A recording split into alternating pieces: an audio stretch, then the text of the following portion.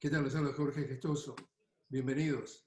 En el programa de hoy, nada menos que una leyenda del relato del fútbol rioplatense y nada menos que un periodista de altísimo nivel nos acompaña desde Buenos Aires, Argentina, Víctor Hugo Morales. Víctor Hugo, una cálida bienvenida al programa. Jorge, es una emoción muy grande estar en contacto contigo. Un gran abrazo y la mejor disposición, por supuesto. Me siento halagado de que me entrevistes. Así que adelante, aunque el tema que tenemos da un poco de pena, ¿no? Claro que sí, el gusto, más que el gusto, el placer es, y el privilegio es mío, Víctor Hugo. Eh, Definitivamente, Diego Armando Maradona, una popularidad difícil de explicar incluso cuando se ve desde otra parte del mundo. Tanto es así que tú estuviste en ese funeral, en ese velatorio, y hasta en ese momento se mostraba esa popularidad. ¿Qué lo motivó a tener ese nivel de contacto con la masa? Lo que viví antes de ayer, de cara a la gente que iba pasando frente al féretro, Jorge, es muy emocionante. Es de las experiencias drásticas de mi vida en relación con mi sensibilidad.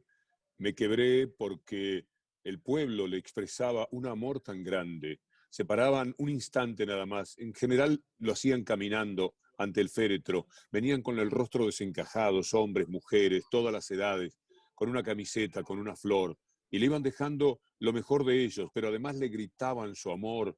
Pocas veces podré ver una cosa así, supongo que nunca más. Y esto tiene que ver con una empatía muy particular. En la vida yo creo que elegimos a las personas que queremos por algo químico inexplicable, que está por encima hasta de lo que nosotros podemos definir si nos piden. Y las multitudes deben hacer lo mismo. Eligen a sus próceres, a sus héroes, por una manera que tampoco es fácil de explicar. En el caso de Diego podría haber algunas razones. Diego fue un artista maravilloso, el más grande de todos en su juego, y fue además un luchador, un hombre confrontativo, un hombre que siempre supo ver donde había poder y debilidad, y siempre estuvo del lado de los débiles, en mil circunstancias que te puedo llegar a mencionar. Y entonces el pueblo siempre se sintió representado por él. Dinos una revelación de Diego, porque tú no solamente lo entrevistaste, sino tuviste la oportunidad de estar en contacto con él en muchas ocasiones, más allá de estar fuera de cámara. ¿Qué es lo que a nivel personal alguna vez te reveló que te ha dejado marcado y que te pintó quién era Diego Armando Maradona como persona? Jorge, hubo dos convivencias, tanto en Brasil como en Moscú, que se las debo a Telesur, de más de 30 días, y en ese tramo yo pude robustecer mi afecto por Maradona, que constaba de los capítulos deportivos fundamentalmente, pero le faltaba el humano. Y esto último ha sido tan revelador para mí de la personalidad de Diego. Podría decirte que Diego es un hombre humilde, un pan de Dios, que por las buenas se le puede sacar cualquier cosa, que es una persona que a su lado vos sentís a veces pena por cómo se da, cómo se brinda y todo lo que permanentemente demandan de él y él lo entrega. Eh, Me parece que esto que digo, podría alguien decir, bueno, pero a lo mejor con usted. Había decenas de personas de Argentina y de Venezuela, particularmente en Brasil, y cada uno de ellos, los trabajadores, los que tiran el cable, los que llevan la cámara, los iluminadores, los que maquillan, cada persona que podía estar cerca de Diego horas, como ocurría preparando los programas y después durante los mismos, y lo que nos quedábamos haciendo luego, nadie debe escapar a la idea de que conocieron a un ser humano maravilloso. Y esto es un tanto inesperado, porque los divos son eso finalmente. No hubo en más de 30 días un comportamiento de divo, una protesta, una forma de mala educación frente a alguien que le daba una indicación. De verdad que fue digno de un amor muy perdurable, Diego, en esa etapa que me tocó convivir con él, que fueron 2 veces en realidad. Decías tú, un pan de Dios, pero al mismo tiempo, cuando tenía que sacar las garras, era capaz de enfrentar a, entre comillas, el poder, es decir, un hombre que fue capaz de calificar a la FIFA como unos caraduras, unos ladrones corruptos, de hablar del expresidente de Argentina, Mauricio Macri, y decir, viene de una familia de ladrones, es decir, no sé si era o quijotesco o tenía la suficiente madera como para enfrentarse a este tipo de nivel de poder. No solo sabía eso, sino también lo que le iba a costar. Yo estuve con él en el único partido del Campeonato del Mundo al que pudo ir. Fuimos en un avión de Río a San Pablo. Llegamos al estadio y lo dejaron desamparado por completo. Tuvo que refugiarse en la cabina, en el palco de una señora que tenía un palco VIP en el estadio y que se apiadó de la forma en que lo habían dejado, porque él había hecho la denuncia que ya conocemos contra la FIFA y tenía razón, decía la verdad. Los trataba de corruptos porque lo eran, Jorge. Pero ¿quién se animaba? Y menos en el fútbol. El que tiene expectativa de ser técnico, presidente de un club, el que tiene que andar en el mundo del fútbol. ¿Quién podía animarse a hacer lo que Diego hacía? Todo lo que Diego hacía era pagando un altísimo precio ahí en el Campeonato del Mundo. Tenía el suficiente coraje como para enfrentar al poderoso. Siempre supo plantársele eso. Tengo la imagen de que Diego caminaba por la vida sacando pecho, como si fuera a parar una pelota que le caía del cielo. Así se ofrecía en sus contiendas, en sus debates, y siempre eligiendo el lado más débil. Él pelea por Bolivia cuando a Bolivia la FIFA le quería quitar el derecho a jugar en La Paz por el tema de la altura, y ahí estaba Diego. Pelea con la FIFA cuando lo sancionan a Luis Suárez, porque a él le parecía que había exageración en la decisión que habían tomado en aquel episodio de la mordedura, ¿te acuerdas? En el Campeonato del Mundo. Siempre tomaba partido, nunca era indiferente y se ofrecía de corazón con lo que pensaba. Podía estar equivocado, no, pero como todos, pero lo que hacía era transparente, visceral, jugado, arriesgado, y todo eso lo hace tan grande. Por eso el pueblo está todavía desde hace 3, 4 días ofreciendo la despedida a la que se asiste en Buenos Aires, en Nápoles, y a la que todo el fútbol le va tributando a medida que se tienen que jugar los partidos y se hacen los minutos de silencio. He visto imágenes muy emocionantes en torno al tributo de amor que el mundo le está entregando a Diego Armando Maradona. Él decía, Víctor Hugo, en una declaración que los grandes cracks, los grandes héroes del fútbol mundial vienen, decía él, de los barrios marginales. Son villeros, como dicen en la Argentina, de las villamiserias. Y él decía, y estoy orgulloso de eso. ¿Cuánto tiene que ver con su origen, su comportamiento, por ejemplo, como de alguna forma uno concluye ante las injusticias, ese comportamiento visceral que no mide consecuencias? Padecerlas, verlas, ver sufrir a padres, hermanos, las circunstancias de la injusticia. Nosotros vivimos en el continente más desigual de la Tierra y eso se expresa en todas nuestras ciudades, en las zonas más marginales, y él viene de ahí. Entonces mamó directamente la injusticia del mundo, supo de qué se trataba y eso lo convirtió en un hombre que elegía una forma de vivir en la cual fuese responsable de ese origen y de quienes estaban a su alrededor y no podían salir de allí porque no tenían el mismo talento y las mismas posibilidades. Salir de esos ámbitos exige un golpe de suerte o de talento sobrenatural, y él sabía que a él se lo habían dado, pero millones están postergados en todas sus ilusiones. Yo creo que él era plenamente consciente de eso y de ahí su extraordinaria capacidad para luchar. Su madre y su familia siempre estuvieron presentes en su vida. Qué bien que lo resaltás, porque la gente humilde, cuando evoluciona económica y socialmente, a veces tiene una cierta aprensión con su familia. Hay aspectos que siempre están derivando, aclarando de dónde procede justamente de los sectores sociales más comprometidos. Y él exhibió a su familia con un orgullo, con una pasión. Él era Tota, su mamá, era don Diego, eran sus hermanos y sus hermanas, y exhibía eso como la plenitud de su triunfo. Él sentía que había encontrado el éxito de la vida con ellos, al mismo tiempo con ellos, y los llevaba por todo el mundo, los llevaba por todos lados, los acariciaba permanentemente, los mencionaba en toda nota que se les hiciere. Pocas veces desde un sector humilde surge alguien tan consciente de ese origen y de su familia, y la defiende tanto de la manera que él lo hizo, sintiendo orgullo y nunca menoscabo del lugar que socialmente el mundo le iba dando y que relegaba posiblemente lo que quedaba allí en las márgenes de sectores familiares. Siempre fue muy consciente de eso y yo lo valoro especialmente. Es muy bueno que me lo hayas preguntado. Siempre Tota, siempre Don Diego, siempre la bandera de Diego era el amor por sus padres y la gratitud por ellos, porque él sabía que esa madre les mentía alguna noche diciéndoles que ella ya había cenado porque la comida no alcanzaba para todos y se la dejaba para él.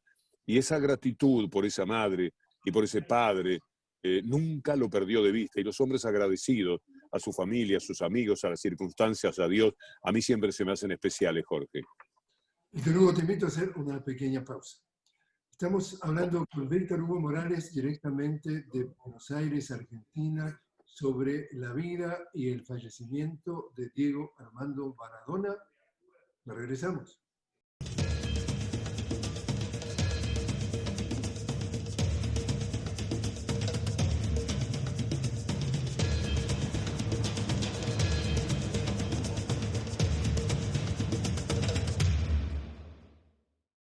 Continuamos hablando con el legendario relator del fútbol rioplatense y altamente considerado uno de los mejores periodistas de la región, Víctor Hugo Morales. Víctor Hugo, tú relataste lo que fue en llamarse luego el gol del siglo, es decir, ese segundo gol que marcó Diego Armando Maradona en los cuartos de final de México 1986. Cuando viene a tu memoria este relato con el que tú mismo hablabas de que llorabas, de que las lágrimas no las podías contener, ¿fue un momento culminante en tu carrera? Sí, es una bisagra en mi vida, Jorge. Hay un antes y un después. Ese relato me trajo unanimidad en el concepto de la gente que valora de una manera especial a los relatores de fútbol, me dio posibilidades internacionales de renombre, me dio mucho, y yo solamente tenía el mérito de haber estado allí y de haberme emocionado en una situación en la que cualquier persona probablemente con un micrófono en la mano podía hacer ese recorrido. Yo me lo permití, me desnudé, por muchos factores que coincidían en el momento de ese gol. Me resultó desgarrador por amplios motivos. Alguno de ellos tenía que ver con que el estadio, como le pasa a la Argentina muchas veces, el estadio era adverso a la Argentina, entonces yo le gritaba el gol al estadio, le gritaba el gol a algunos colegas a los que había visto por televisión no ser para nada generosos con la selección argentina, no todos, pero algunos que había visto y que estaban cerca de mí en los pupitres. Le gritaba el gol a los argentinos que no creían en esa selección y la habían vilipendiado de antemano, la habían condenado al fracaso. Todo esto jugaba, pero además estaba la belleza de la jugada, estaba el hecho de que era Maradona y también inevitablemente que se trataba de un gol a los ingleses y todos éramos conscientes de lo que el pueblo argentino sentía, de heridas todavía no cerradas, de lo que había pasado en la guerra del 82. Todo esto hace un cóctel muy explosivo en una persona y yo me dejé ir. La verdad que en algún momento me asusté porque perdí un poco el pudor profesional y me pareció que me había vuelto loco. Yo incluso en el relato después voy pidiendo disculpas por el exceso que me parecía que había cometido. La vida quiso que ese exceso fuera justamente lo que se rescata del gol, esas cosas que a veces no entendemos, pero es haberme desnudado en la capacidad para emocionarme frente a la destreza, la osadía, el coraje, la inventiva, el sentido artístico de Diego, pero sumándole todos los otros elementos, algunas miserias humanas que se incorporan cuando estamos enojados con algo, cuando queremos también herir de alguna manera a quienes hirieron, en este caso a Diego. Todo concluía en esa tremenda emoción del gol. Y anteriormente, pocos minutos antes, venía de convertir el primer gol de ese partido, justamente el llamado entonces con la mano de Dios. Y ayúdame a entender tu percepción. Nosotros acá estábamos viendo la BBC, una cadena mundial, y cuando empiezan a hablar de la muerte de Diego, prácticamente subrayan eso de una forma tratando, por lo menos me daba a entender, como de ensuciar, de tachar, de disminuir esa estatura con ese capítulo. ¿Había algo entonces que tenga que ver con la envidia o con la mala intención de tratar de bajarle el calibre a este personaje de nivel mundial?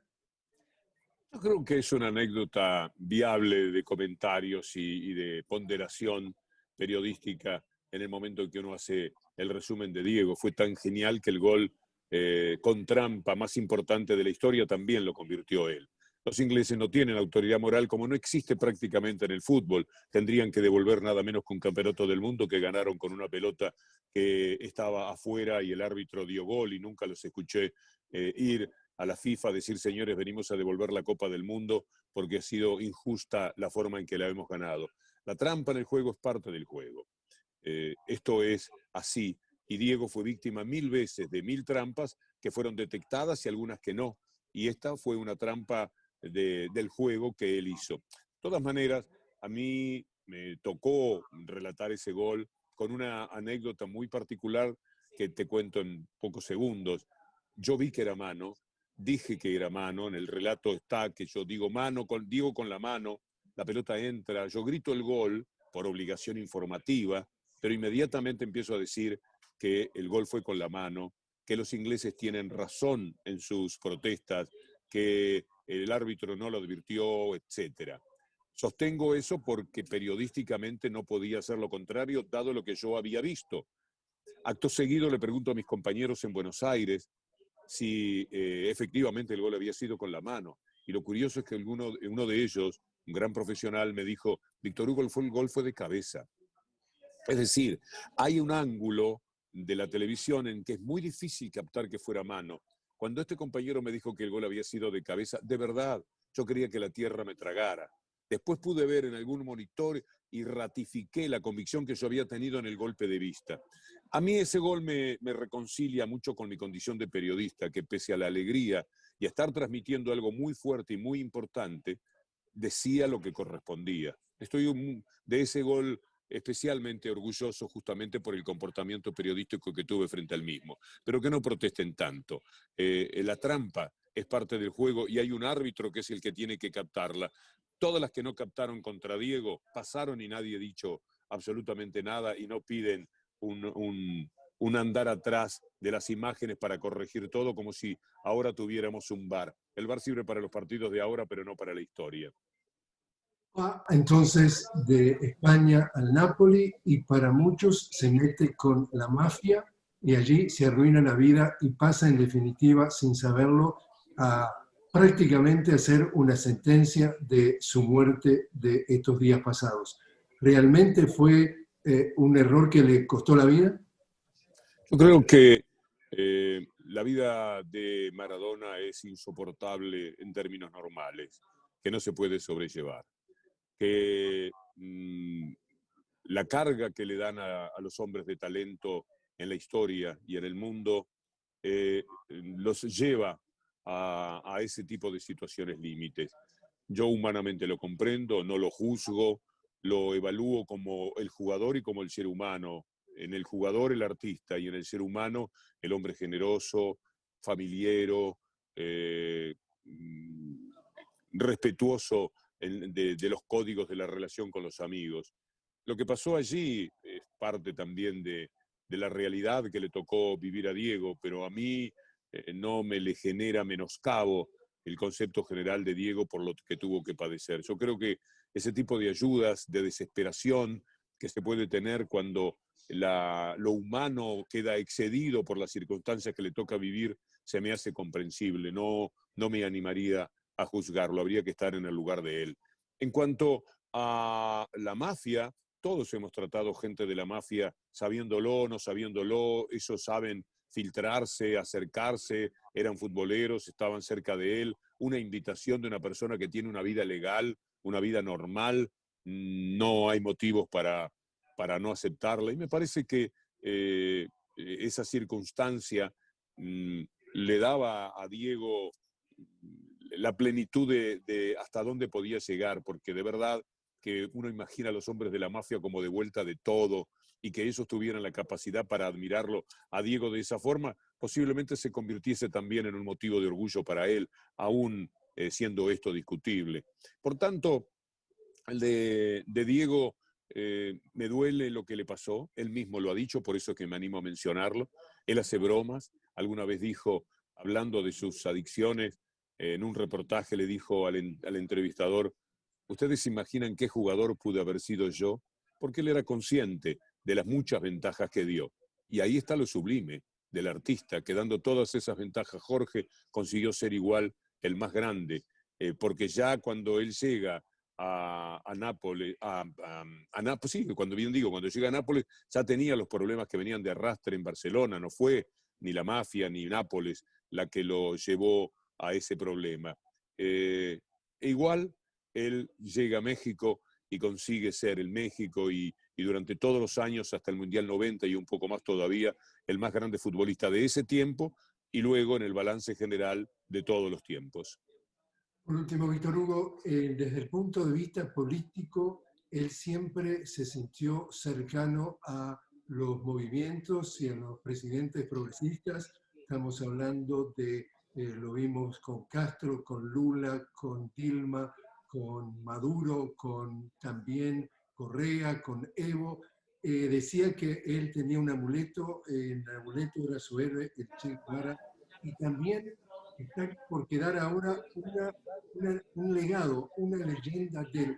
¿Cómo puede ser visto él como alguien que pasó por América Latina y que dejó algún tipo de huella? ¿Qué huella va a quedar de todo esto? Es extraordinario eso de Diego. Esa era su manera de detectar dónde había hombres pueblo para abrazarse con ellos, y cada uno de los que mencionaste han sido plenamente conscientes y notables luchadores de qué es pueblo en nuestra América Latina tan desigual, y lucharon contra esa inequidad, y Diego los acompañó, los abrazó, los mimó, y me parece que en esa entrega él dejaba mucho por el camino de lo que es el aprecio y la pertenencia que siempre reclama la derecha, las élites dominantes, los sectores millonarios de todas las sociedades. Y él, en su elección, arriesgó siempre quedar afuera de los elogios, de los mimos. Fíjate lo que pasó el jueves cuando Macron, el presidente de Francia, saca una carta y en los dos últimos párrafos le reprocha a Diego su amistad con Chávez y con Fidel Castro. ¿Desde qué lugar, desde qué verdad impoluta Macron se permite ese desajuste, ese desorden con la gratitud que quería entregar en la carta? Y es porque siempre Diego tuvo que pagar por eso, por esa elección, por esa preferencia, por esa lucha. No había sido todavía llevado al lugar de sepelio, cuando ya en el mundo aparecía un hombre importante, trascendente como el presidente de Francia, atacándolo en el pasado sin ninguna autoridad, porque ¿quién le dice a Macron que él sí está en el lugar justo de la vida desde el punto de vista político?